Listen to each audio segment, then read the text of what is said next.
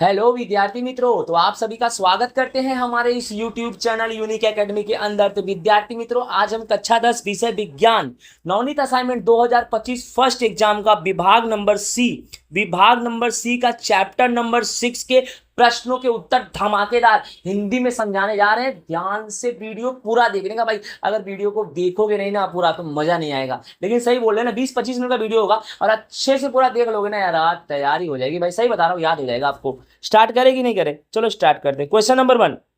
Neuron neuron को बोलते हैं तंत्रिका कोशिका। इसकी आकृति बनाकर शिखा तंतु के कार्य। ये देखो तंत्रिका कोशिका की आकृति, ये केंद्रक है, द्विमुखा है, तंत्रिकांश है, कोशिकाएं है, तंत्रिका तंत्र का अंतिम सिरा है। ठीक है, ये आपको बनाना पड़ेगा डायग्राम। और इसमें बोला शिखा तंतु के कार्य, एकदम आसान है यार। शिखा तंतु मतलब उत्तेजना की माहिती, यानी आपके अंदर कोई उत्तेजना आती है ना, उसकी माहिती यही शिखा तंतु मस्तिष्क को पहुंचाता है। विद्युत आवेग उत्पन्न करता है। विद्युत आवेग का मतलब नहीं समझते, जैसे कि कोई कांटा चुभा, आग के सामने हम गए, अचानक आग लगा तो झटका मारता है, झटका करंट, बॉडी करंट मारता है। समझ में आ रहा है ना? जैसे सपोज करो कि अगर आपको कांटा चुभा तो हाथ को कितना पीछे खींचते हो, ऐसा लगता है कुछ करंट लगा। तो ये विद्युत आवेग उत्पन्न भी कौन करता है? तंत्रिका तंत्र, मस्तिष्क को नोटिफाई करता है भाई। संवेदना की जानकारी, हर एक संवेदना की जानकारी तंत्रिका तंत्र के शिखा तंतु द्वारा ही होता है। तो बस यही आकृति बनानी और आपको ये कार्य लिखना है। दूसरा नंबर, मानव मस्तिष्क के भाग बताकर उसके बारे में समझाओ। भाई आकृति आपको बनानी पड़ेगी। ये आकृति आपके सामने, राइट। ये देखो पश्च मस्तिष्क है, कपाल खोपड़ी है, ये अग्र मस्तिष्क है, ये मेरु रज्जु, अनु मस्तिष्क, मेडुला, पांस, पश्च मस्तिष्क, पीयूष ग्रंथि, हाइपोथैलेमस। ये आपको बनाना पड़ेगा आकृति, भाई आपको बनाना सीखना पड़ेगा। भाई आंसर तो मैं एकदम आसानी से बता दूंगा, ठीक है ना? देखो एकदम आंसर आसानी से। मानव मस्तिष्क के 3 भाग है। मानव मस्तिष्क कितने भाग है? 3। पहला अग्र मस्तिष्क, दूसरा मध्य मस्तिष्क और तीसरा पश्च मस्तिष्क। पहला अग्र मस्तिष्क के कार्य। अग्र मस्तिष्क का कार्य है सुगंध का अनुभव। सुगंध नहीं, हम डिसाइड करते हैं कि किसकी सुगंध है, उसका अनुभव अग्र मस्तिष्क ही करता है। इच्छा और भावना का केंद्र, हमारे अंदर कोई इच्छा जाग रही है, कोई भावना जाग रही है, उसका भी केंद्र कौन है? अग्र मस्तिष्क है। अब मध्य मस्तिष्क के कार्य, प्रतिबिंबों की पहचान करना। अगर आप जा रहे हो, रास्ते में कुछ गिरा है, उसको देख के आप पहचानो कि 1 रुपए का सिक्का है, ये है। पहचान कैसे हुई? पहचान कैसे हुई? मध्य मस्तिष्क के द्वारा। वस्तुओं की पहचान भी किससे होगी? मध्य मस्तिष्क के द्वारा। पश्च मस्तिष्क के लिए पहले तो जानो, पश्च मस्तिष्क के 3 भाग होते हैं, अनुमस्तिष्क, मेडुला और मेरु रज्जु। अनुमस्तिष्क क्या करता है? शरीर में संतुलन, आपके शरीर में बैलेंस स्थापित करता है। आपका शरीर बैलेंस हो, जैसे आप दौड़ते हो ना, दौड़ते हो तो दोनों के दोनों हाथ एक्टिव हो जाते हैं। ऐसा नहीं कि एक हाथ ज्यादा एक्टिव होता है, एक हाथ कम, दोनों एकदम इक्वलेंस में होता है। शरीर को संतुलन करना, ठीक है। और मेडुला क्या है? अनैच्छिक क्रियाओं का केंद्र। जो भी क्रिया हमारी इच्छा के विरोध में होती है, ऐसे सभी क्रियाओं को अनैच्छिक क्रिया बोलते हैं और उसका केंद्र कौन है? मेडुला। और मेरु रज्जु क्या? प्रतिवर्ती क्रियाओं का मुख्य केंद्र है। अंडरस्टूड विद्यार्थी मित्रों? आपको अच्छे समझ में आ गया होगा, राइट। नेक्स्ट क्वेश्चन, तीसरा। वनस्पतियों में संकलन और प्राणियों में संकलन किस प्रकार से अलग है? इसका मैंने अंतर बना दिया। अंतर बनाने से आपको ऑटोमेटिक अच्छे से याद हो जाएगा कि वनस्पति और प्राणी में जो संकलन है, कोऑर्डिनेशन है, वो अलग अलग कैसे है। देखो ध्यान से। क्रमांक, वनस्पतियों में संकलन, प्राणियों में संकलन। पहला नंबर, इसमें तंत्रिका तंत्र नहीं होता, यानी वनस्पतियों में संकलन के लिए तंत्रिका तंत्र नहीं होता है और प्राणियों में होता है। फिर वनस्पतियों में प्रोटीन, विशिष्ट प्रोटीन नहीं होता और प्राणियों के संकलन में विशिष्ट प्रोटीन होता है। संदेशों का वहन के लिए कोई कोशिका नहीं होती, ठीक है। वनस्पतियों के संकलन में संदेशों के वहन के लिए कोई कोशिका नहीं होती है और प्राणियों के संकलन में संदेशों के वहन के लिए कोशिकाएं होती है। यह पानी में परिवर्तन करके अपना आकार बदल सकता है, राइट ना। वनस्पतियों में संकलन में यह पानी में परिवर्तन करके अपना आकार बदल सकता है और यह क्रिया प्राणियों के संकलन में होती नहीं है। विद्यार्थी मित्रों, ये अंतर है। आप स्क्रीनशॉट पाड़ सकते हो, एकदम आसान। अगर एग्जाम में आए तो यही लिखना। कंप्लीट है ना? आगे देखते हैं। चौथा नंबर, आकृति का ध्यानपूर्वक अवलोकन करो और नीचे दिए गए प्रश्नों के उत्तर दो, ठीक है, राइट। देखो पहला नंबर, क्या टहनी, टहनी को तना बोलते हैं, टहनी में तो शाखाएं, ठीक है। क्या टहनी और जड़ के पुराने मतलब खुरदरे भाग, राइट ना, खुद की दिशा बदल सकते हैं? टहनी और जड़ के पुराने भाग खुद की दिशा बदल सकते हैं? उत्तर हाँ, बदल सकते हैं। कैसे? टहनी प्रकाश की तरफ रहकर धन प्रकाशानुवर्तन करेगा और अपनी दिशा बदलेगा। टहनी किसकी तरफ होगा? टहनी प्रकाश की तरफ होगा, प्रकाश के पास में होगा। और कौन सा आवर्तन करेगा? धन प्रकाशानुवर्तन करेगा और अपनी दिशा बदल देगा।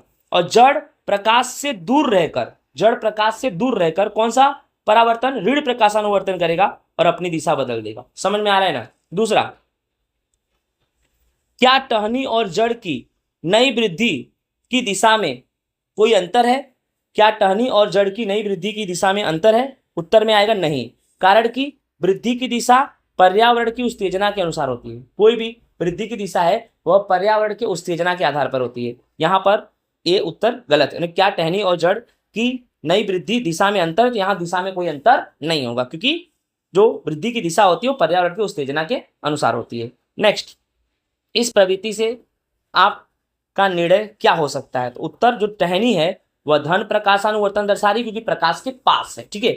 और जड़ है वह ऋण प्रकाशानुवर्तन क्योंकि प्रकाश से दूर है, क्योंकि जड़ जमीन के नीचे होगा तो प्रकाश से काफी दूर हुआ, और टहनी डायरेक्ट प्रकाश के पास में होगा जिसपे प्रकाश डायरेक्ट पड़ता है। अंडरस्टूड? जड़ पे इनडायरेक्ट पड़ता है, मतलब ऊपर की जमीन गर्म होती है तो उनको टेम्परेचर मिलता है, बाकी तो जो टहनी होता है उसे डायरेक्ट मिल जाता है। विद्यार्थी मित्रों, आई होप आपको अच्छे से समझ में आ गया होगा, राइट ना। नेक्स्ट क्वेश्चन नंबर 5, मनुष्य में संलग्न वृद्धि के साथ अंतःस्राव समझाओ। राइट, तो मनुष्य के अंदर जो अंतःस्राव है, कौन सा अंतःस्राव? वृद्धि अंतःस्राव। तो वृद्धि अंतःस्राव में पहला नंबर है वृद्धि अंतःस्राव और दूसरा नंबर है थायरॉक्सिन। चलो वृद्धि अंतःस्राव के बारे में जानते हैं। वृद्धि अंतःस्राव क्या होता है?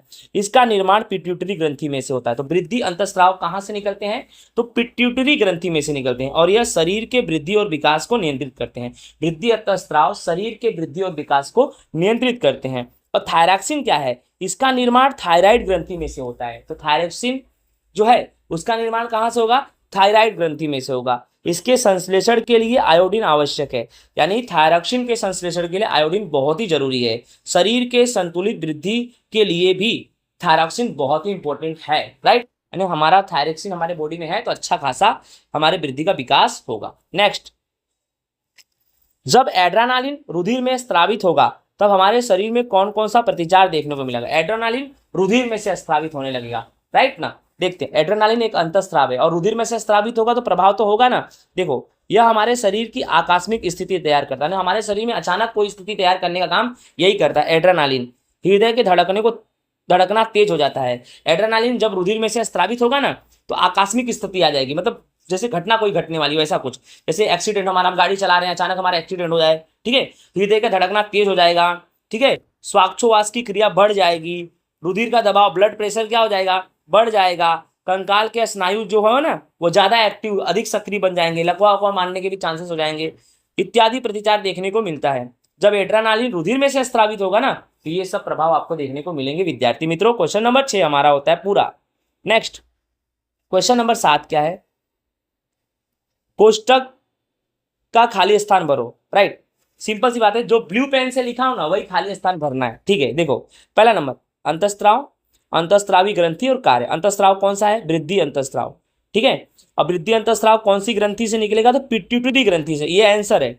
और इसका कार्य सभी अंगों के वृद्धि को उत्तेजित करता है। वृद्धि अंतःस्राव शरीर के सभी अंगों के वृद्धि को उत्तेजित करता है। अब अंतःस्रावी ग्रंथि दिया है थायराइड, और ये कहां से निकलेगा? थायरॉक्सिन से निकलेगा। अंतःस्रावी ग्रंथि थायराइड है, ये निकलेगा कहां से? थायरॉक्सिन से। और इसका कार्य क्या है? शरीर के वृद्धि के चयापचयों का क्या करेगा? नियमन करेगा। ओके विद्यार्थी मित्रों, आई होप आपको समझ में आ रहा होगा। आगे देखते हैं, इंसुलिन कौन से राइट, इंसुलिन क्या अंतःस्राव है? कौन सी ग्रंथि से निकलेगा? स्वादुपिंड। कार्य क्या है? रुधिर में शर्करा का प्रमाण का क्या करता? नियमन करना, ठीक है। नेक्स्ट, टेस्टोस्टेरोन क्या है भैया? टेस्टोस्टेरोन कौन सी ग्रंथि से निकलेगा? शुक्रपिंड से। क्या है? नर जाति में गौड़ लक्षण का विकास। किसमें? नर जाति में गौड़ लक्षण का विकास, ठीक है। उसके बाद 5वां एस्ट्रोजन है, कौन सी ग्रंथि से निकलेगा? अंडपिंड से। इसका काम मादा के प्रजनन अंगों का विकास और मासिक चक्र, राइट। मासिक चक्र, नर किसको बोलते हैं? पुरुष को। मादा किसको बोलते हैं? औरत को, ठीक है। तो मादा के प्रजनन अंगों का विकास और मासिक चक्र यानी जो स्त्रियों में ऋतु चक्र आता है उसका नियमन एस्ट्रोजन करता है। अंडरस्टूड विद्यार्थी मित्रों। क्वेश्चन नंबर 7 होता है पूरा। आई होप आपको अच्छे से समझ में आ गया होगा। चलो आगे चलते हैं क्वेश्चन नंबर 8 पे। मनुष्य में अंतःस्राव का असंतुलन होने से होने वाली हानियां बताओ। अगर मनुष्य के अंदर जो अंतःस्राव हार्मोन्स होते हैं अगर वह असंतुलित, इम्बैलेंस हो जाते हैं तो क्या परिवर्तन होगा? पहला नंबर परिवर्तन, असर, ऊंचाई में वृद्धि हो सकती है। वृद्धि अंतःस्राव के बढ़ने से ये होता है। अगर वृद्धि अंतःस्राव हमारे शरीर में, देखो अंतःस्राव का इम्बैलेंस का मतलब है हमारे शरीर में अंतःस्राव का या तो कम हो जाना या तो ज्यादा हो जाना, दोनों खराब है। कम भी खराब है, ज्यादा भी। बैलेंस होना चाहिए, तो बैलेंस तो हो नहीं रहा है, यहाँ पर इम्बैलेंस का पूछा है। तो वृद्धि अंतःस्राव अगर बढ़ जाएगा तो हमारी ऊंचाई में वृद्धि होगी।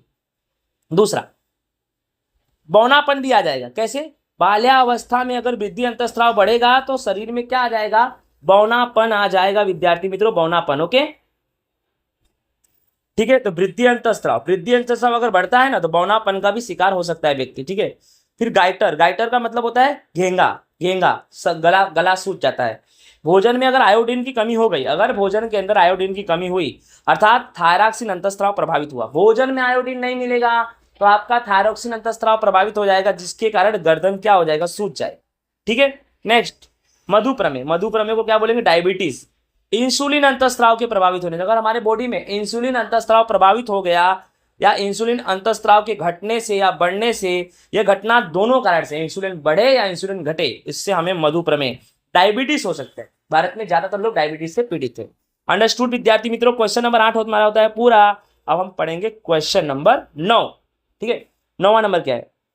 वनस्पति अंतःस्राव के नाम लिखो और उसके प्रभाव बताओ। वनस्पति अंतःस्राव के नाम और उसके प्रभाव। तो नाम क्या है? देखो ध्यान से, नाम क्या है वनस्पति अंतःस्राव के नाम? तो वृद्धि प्रेरक अंतःस्राव और वृद्धि अवरोधक अंतःस्राव। बोलो वनस्पति अंतःस्राव के नाम, वृद्धि प्रेरक और वृद्धि अवरोधक। तो सबसे पहले अंतःस्राव के बारे में 2 लाइन पढ़ लो। अंतःस्राव की सहायता से वनस्पति का वृद्धि विकास होता है। अंडरस्टूड? अंतःस्राव की सहायता से वनस्पति का वृद्धि विकास होता है। इनके वहन की प्रक्रिया में भी यह सहायक होता है। यानी वनस्पतियों में जो वहन होता है ना, वहन, ट्रांसपोर्टेशन, उसमें भी अंतःस्राव सहायक होता है। अब इसके अंदर पहले नंबर हम पढ़ेंगे वृद्धि प्रेरक अंतःस्राव। वृद्धि प्रेरक में सबसे पहले हम पढ़ेंगे ऑक्सिन के बारे में। ऑक्सिन का मतलब है टहनी के अग्र भाग के संश्लेषण करने में सहायक।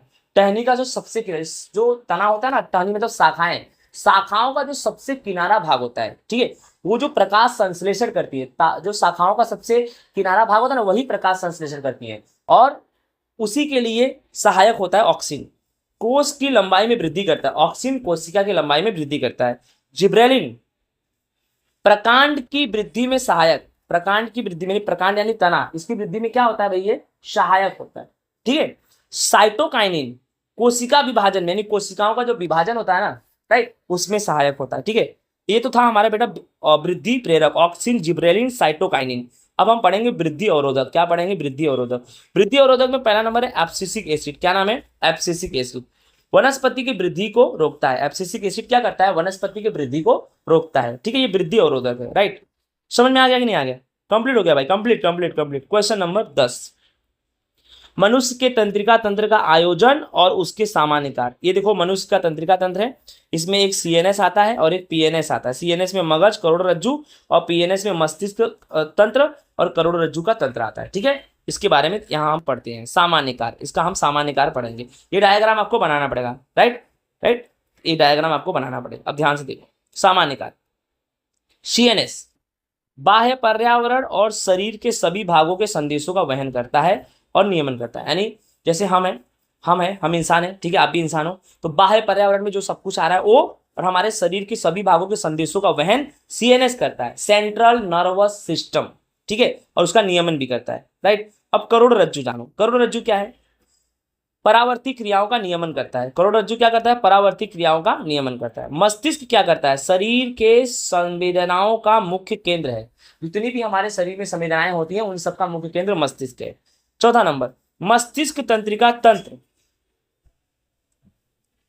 मस्तिष्क तंत्रिका तंत्र, ओके।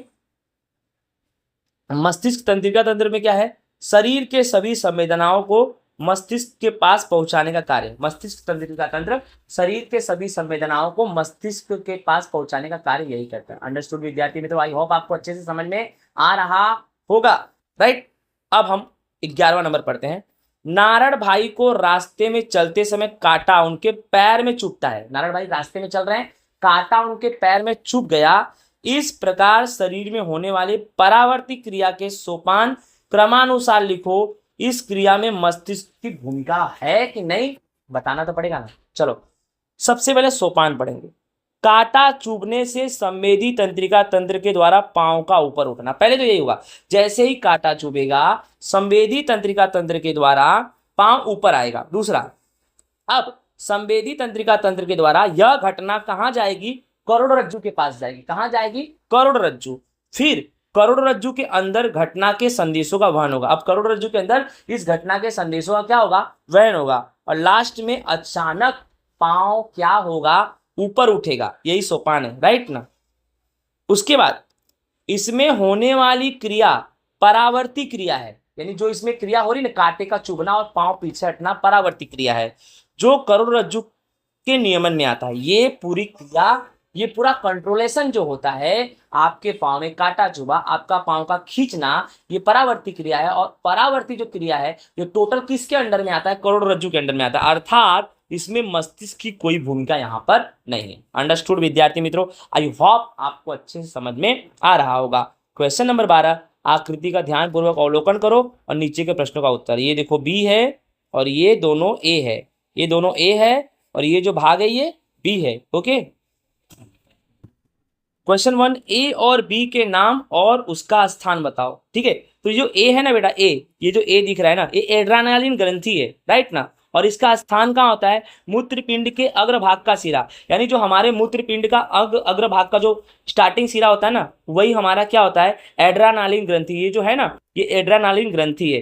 दूसरा नंबर है स्वादुपिंड, ये पेट के नीचे होता है। बी, ये जो बी दिख रहा है ना, ये चीज, ये स्वादुपिंड है, ये हमेशा पेट के नीचे होगा, राइट ना। अब पढ़ना है बी के कार्य, तो आप समझ गए ना, बी क्या है तुम्हारा, स्वादुपिंड। अब इसका कार्य क्या है जानो, तो बी स्वादुपिंड है, इसका कार्य पहला नंबर है इंसुलिन का स्त्राव करना। इंसुलिन आपको पता है, अगर उसकी कमी वृद्धि होगी तो हमारे शरीर में डायबिटीज हो जाएगा, राइट ना।